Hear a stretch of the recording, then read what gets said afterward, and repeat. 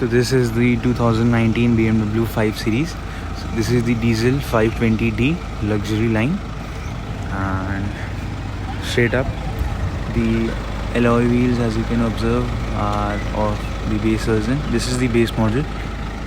You do get the LED lights, but there is no laser tech inside them. The engine puts out about 188 bhp and 400 Newton meters of torque. Now of course this is a diesel, so torque figures are on the greater side. Now this comes up at the X showroom for about 74 lakhs. This is the inside. So this was before BMW fully digitalized this. These are the 90% digital with this silver lining between them. The interior screen also, as you can observe, is a tad bit smaller than the top model. Also, there's not much adjustment with the driver's seat. That is also a sign that this is the base model. Luxury line written here. Now this is the boot open button. You press this and the boot opens. You also get a Harman Kardon sound system. Memory seats for the driver and the co-passenger. The boot is actually decent sized. You get a smaller size as a spare wheel. Storage space here, nets there, plus the same storage space. This boot is actually not electronic.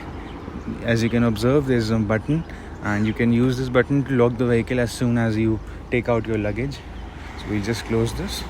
Moving to the back seat, you do get sunshades for rear, which are not electronic. No soft closed doors. And since this is the 5 Series, the rear space is at a premium. You get separate climate controls. So there is 4-zone climate control, 2 for the rear passengers and 2 for the co-driver and the driver. And climate vents are here. You do not get a sunroof above you. The sunroof extends till here only. Dome lights are here. This is way more inclined than a normal person would do, but still I do have decent knee room and space. I am actually 6 feet, so as you can see, about 3 inches of space between me and the seat.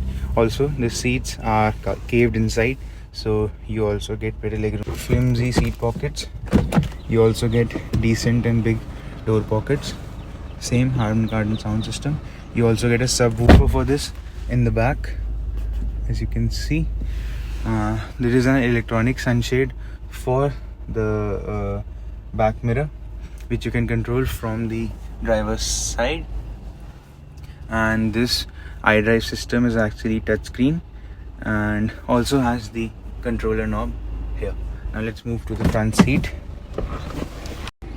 Now I also wanted to do this review because I wanted to point out the differences between this and the newly launched 5 Series, which has just come up about 2 months ago. So in that, you do finally get a fully digital instrument cluster, and this screen is actually bigger and rounder. Now in the new one, that is about 10 inches. This, on the other hand, I believe is around 8 to 7 inches. Climate controls are touchscreen, as you can see. And the best thing I believe about this car is its camera systems. I will just demonstrate them in a bit. Now let me just elaborate on the interior. The glove box is also decent size. Door pockets are not very big. Can only hold about a liter. Can hold only about a 1 liter water bottle. Glove box is here. Again, not very big. With USB port. With USB port and a 12-volt charging socket. Close this. You get electronic parking brake, and this is the normal gear knob. This is what you'll use to control the iDrive system. And there is again a USB charging socket, and these are your cup holders. 12-volt charging socket again. This also doubles up as a wireless charger if you can manage to fit your phone. This is the latest one, and I cannot seem to get it to fit inside, which is a shame. BMW needs to work on this. And when you close this becomes a really nice continuation of this fake wood trim. You do not get any sort of seat ventilation in this vehicle. For that you'll have to, of course, pay an extra. These buttons here can be assigned to different tasks, and you can actually glide your finger through them to know what you have assigned for if you seem to forget them. This is a touchscreen display, and you can check just about anything in this. And this screen is actually the same as I reviewed in the 3 Series Grand Limousine. Home button is always there, so if for example you're stuck somewhere, you can always click here. The steering wheel is electronically adjustable, as you can observe, and the sound quality on this on these speakers is really nice. These speakers do sound good with a very nice and punchy bass. You also get a subwoofer unit here, and this is the nice frameless rear view mirror. Here is your sunshade with a mirror and a light. Moving aside, the sunroof controls are here, and as I said, the sunroof is very basic, nothing too big. Or now let's move to the driver's seat. As you can see, not many adjustments for the electronic driver's seat, which signifies that this is actually indeed the base model.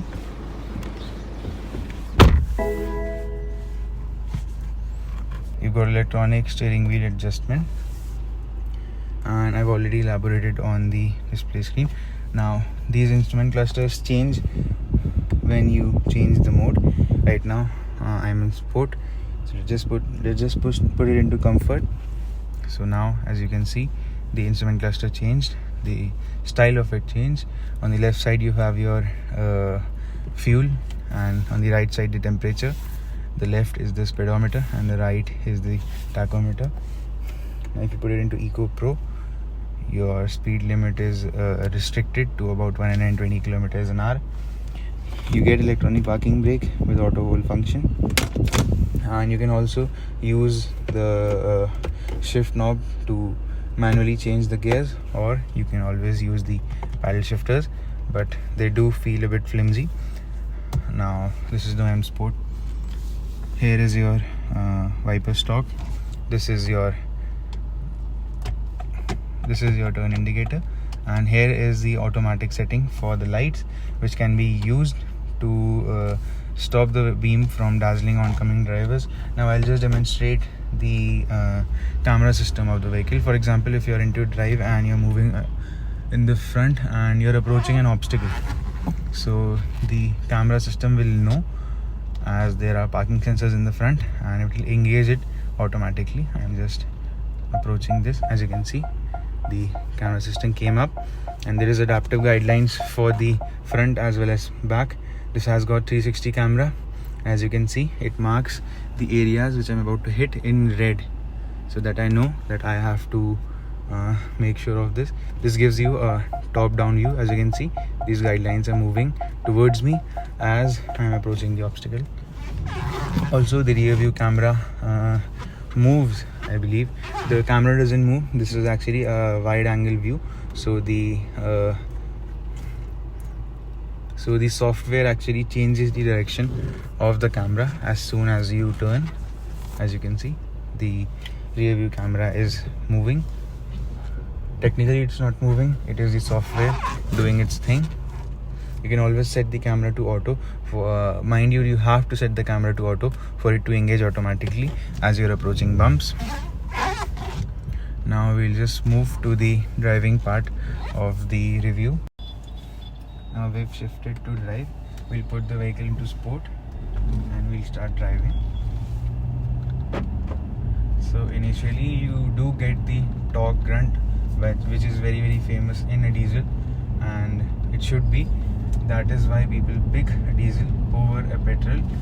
Also keeping in mind the economy figures, as I told you guys, this does about 20 kilometers per liter, which is very good, and which is the prime reason why people choose a diesel over a standard petrol.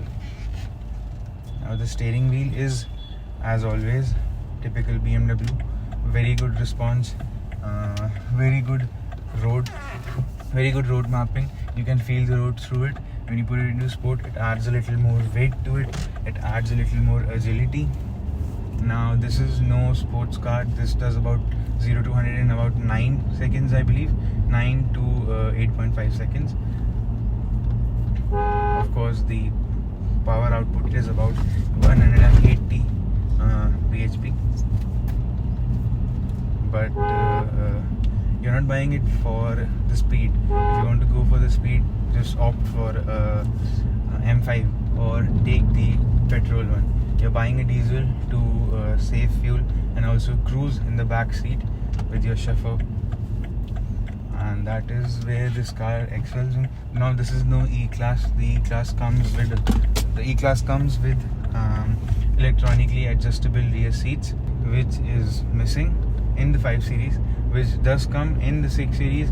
Now keeping in mind the E-Class, which has that feature, is the top of the line with air suspension and soft closed doors. So if you're going for that, you're already in the 6 Series category, and I will not talk about it because that is not the car I'm reviewing.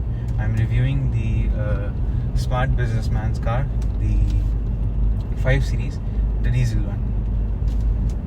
So this can actually give you decent figures if you're trying to launch it. Of course, there's no launch control, so you'll have to manually brake boost it. Now left foot on the brake, right foot on the accelerator. Now this revs till 2500 rpm, and there is a power cut too because of the traction control, and that's 100 kilometers, which is not bad. This car, the power output is not bad. We'll just try again by disengaging the traction control.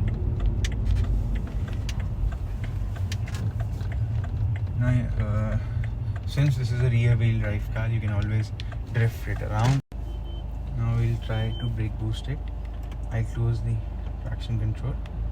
Now traction is off, and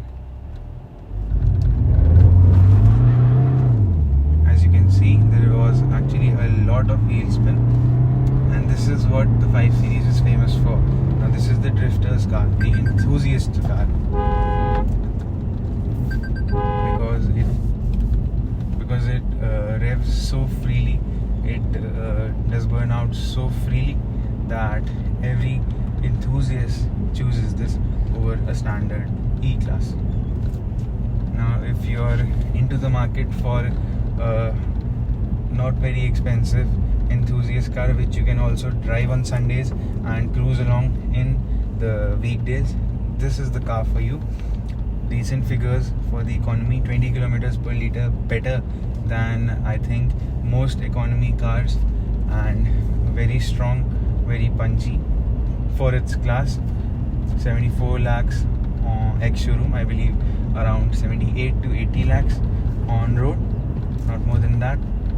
This is a decent car for you if you're the smart buyer who's looking to save some bucks and also get himself into the BMW lineup. I say you go for this if you're into all of that. And of course, if you have a little more money to spend, you can always choose the E-Class over this if you're more oriented for the back seat, because in the end that does get reclining seats, that does get an air suspension, that does get soft closed doors, and that is a bit more refined too than this. This is more sporty, more aggressive.